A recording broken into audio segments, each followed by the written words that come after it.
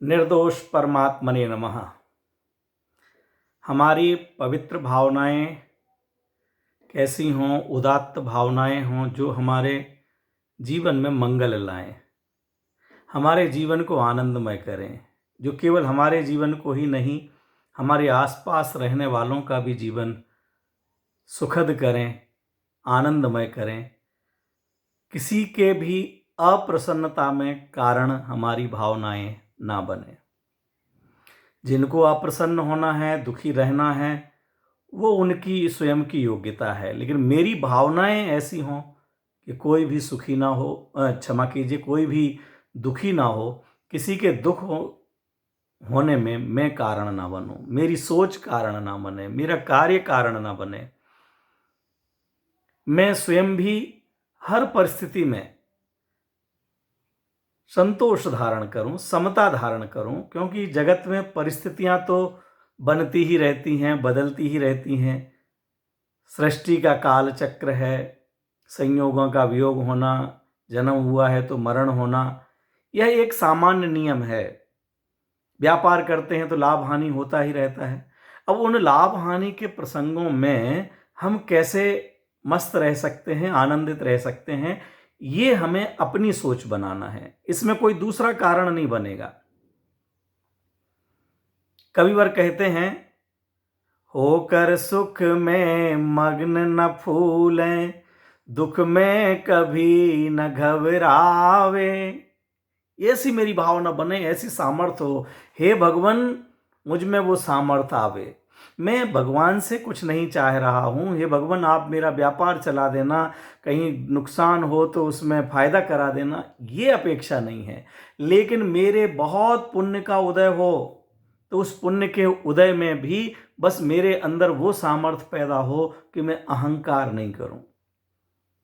ये पुण्य के उदय आया है तो पाप का उदय भी आ सकता है, क्योंकि साता और असाता ये एक ही वेदनीय कर्म के दो सुपुत्र हैं। पुण्य और पाप दोनों भाई हैं। किसी के घर पुण्य आता है तो किसी के घर पाप आता है, कभी पुण्य आता है तो कभी पाप आता है। जो पुण्य के आने पर प्रसन्न होते हैं, उन्हें निश्चित ही कुछ समय बाद जब उनका भाई पाप आएगा तो दुखी होना पड़ेगा। इसीलिए कविवर दौलत राम जी ने छैडाला जी में लिखा, पुण्य पाप फल माही हरख बिलखो मत भाई, यह पुद्गल पर जाए उपजी बिन से थिर नाई। ये सब पैसे का आना, पैसे का जाना, मकान का बनना, मकान का गिरना, पद पैसा प्रतिष्ठा का मिलना, ये सब पुण्य पाप के खेल हैं। इसमें जीव का मेल कुछ भी नहीं है। जीव के चाहने से कुछ कार्य नहीं हुआ है। यह अलग संयोग हो सकता है कि जीव ने जो चाहा वैसा ही कार्य वहां पर सहज में हुआ है। हम सुबह 5:30 बजे 6 बजे उठते हैं और हम सोचते हैं सूर्य का उदय हो गया होगा। उधर देखते हैं और सूर्य उगता हुआ दिखता है। हमने सोचा इसलिए सूर्य उदित हुआ है, मुर्गे ने बांग लगाई है इसलिए सुबह हुई है, ऐसा नहीं है। मुर्गे का बोलना, सूर्य का उदय होना, ये सहज में दोनों का एक साथ सहज संयोग है। इसे काल प्रत्याशक्ति बोलते हैं। काल प्रत्याशक्ति माने काल, दो कार्यों का एक समय होना। एक समय में दो कार्य अपनी अपनी योग्यता से हुए, लेकिन उसको हमने ऐसा समझ लिया कि ये कार्य मैंने किया है, मेरे चाहने से हुआ है, मेरे करने से हुआ है, मैंने कहा था इसलिए हुआ है, मैंने सोचा था इसलिए हुआ है। ऐसा बिल्कुल भी नहीं है। सोचना, कहना, करना ये अलग कार्य हैं और कार्य का होना अलग कार्य है। पुण्य क्या लिखा, होकर सुख में मग्न न फूले। पुण्य का उदय हो, फूल नहीं जाए। थोड़ा सा किसी के पुण्य का उदय आता है और उस पुण्य के उदय में अपने आप को ऐसा समझता है जैसे सारा आसमान मैंने ही पकड़ रखा है, मेरे जैसा कोई नहीं है, मैंने इतना कमाया है, समझते क्या हो, क्या नहीं बाजार में खरीदा जा सकता है।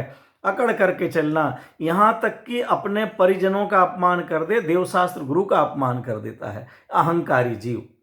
क्यों? अहंकार में उसे अपने सिवाय कोई दूसरा दिखाई देता ही नहीं। वो अपनी जैसे शिखर की चोटी पर बैठ जाता है, वो समझता है कि मेरे जैसा और कोई है ही नहीं, मेरे जैसा शक्ति वाला, मेरे जैसे धन वाला एकमात्र मैं ही तो हूं जो मैंने पैसा कमाया। उसे यह पता नहीं है इस भूमि पर कितने चक्रवर्ती, कितने तीर्थंकर हो चुके, आज उनका यहां अस्तित्व नहीं है।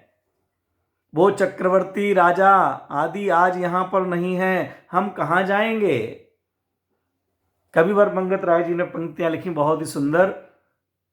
कहां गए चक्री जिन जीता भरत खंड सारा, कहां गए वे राम अरु लक्ष्मण जिन रावण मारा, कहां कृष्ण रुक्मणी सतभामा अरु संपत्ति सगरी, कहाँ गए वे रंग महल अरु सुवर्ण की नगरी, नहीं रहे वे लोभी कौरव जूझ मरे रण में, गए राज तज पांडव वन को अग्नि लगी तन में। विचार तो करो भैया, कहाँ गए चक्री, 6 खंड के अधिपति, 6 खंड, पूरे भरत क्षेत्र के 6 खंडों को जीतने वाले 32,000 राजा जिनके चरणों में नमस्कार करते हैं, 96,000 रानियां होती हैं, ऐसे राजा चक्रवर्ती जो जितने समय में 24 तीर्थंकर होते हैं उतने समय में केवल 12 चक्रवर्ती होते हैं,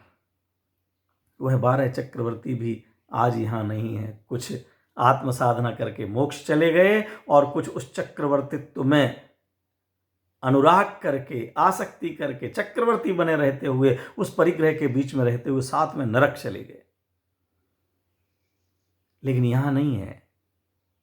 जिनकी सच्ची बात समझ में आ गई वो इस परिग्रह को छोड़ करके, परिग्रह का से ममत्व बुद्धि तोड़ करके, 6 खंड तो जहां थे वहीं रहे, लेकिन उनसे ममत्व बुद्धि तोड़ करके और कोई स्वर्ग पहुंचे हैं, और जो जिनकी आत्म साधना पूर्ण हो गई वो मोक्ष में पहुंच गए। कहाँ गए चक्री जिन जीता भरत खंड सारा, भरत क्षेत्र सारा, कहाँ गए वे राम और लक्ष्मण जिन रावण मारा।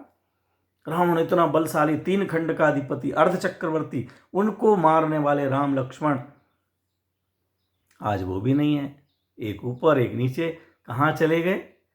कैसी विडंबना। यहां तो नहीं है कोई कहे रामचंद्र जी भगवान हो गए, भगवान हो गए, भगवान हो गए। हाँ जी भगवान हो गए, हम पूज्य मानते हैं, उनको वंदन करते हैं, लेकिन यहां तो नहीं है। तो ये पक्का कर लो कि हमको भी यहां नहीं रहना है। अगर हम भी आत्म साधना के मार्ग पर चलेंगे, धर्म के मार्ग पर चलेंगे तो उच्च दशा होगी। और अगर उन चक्रवर्तियों की तरह इस वैभव में ही लिपटे रहे, मकान में, दुकान में, पैसे में, इसमें मेरा मेरा मेरा मेरा करते हुए अगर संक्लेश परिणामों से प्राण छूटे तो भैया नरक जाना पड़ेगा। कहाँ गए वे राम और लक्ष्मण जिन रावण मारा, कहाँ कृष्ण रुक्मणी सतभामा, बड़ी सुंदरी थी श्री कृष्ण की रानियां थी, ना आज वो श्री कृष्ण यहाँ पर हैं, ना आज वो रानियां हैं। Miss universe, miss India, miss world, कहाँ है मिस और मिस्टर? ये मिस और मिस्टर बहुत क्षणिक हैं। जब तक थोड़ा सा पुण्य का उदय, शरीर में स्वास्थ्य, सुभग नाम कर्म का उदय तो सुंदरता, एक क्षण में उदय बदलने में आंख चली जाए, नाक चपटी हो जाए, कान कट जाए, गला बैठ जाए, क्या नहीं हो सकता है। थोड़ा सा जी एक सीढ़ी फिसल जाए और सारे हालात बिगड़ जाएं, सारे अस्थि पंजर बेकार हो जाएं, एक एक्सीडेंट हो जाए। इतनी अपन गाड़ियों में घूमते हैं, गाड़ियां चलाते हैं, सामने वाले आप कितनी भी सावधानी से चला रहे हो, सामने वाला अगर ढंग से ना चलाए तो कहाँ गए? कैसे मिनटों में लोग, अटल बिहारी वाजपेयी जी 13 महीने की सरकार, एक वोट कम पड़ गया, धराशायी, एक सामान्य नागरिक हो गए।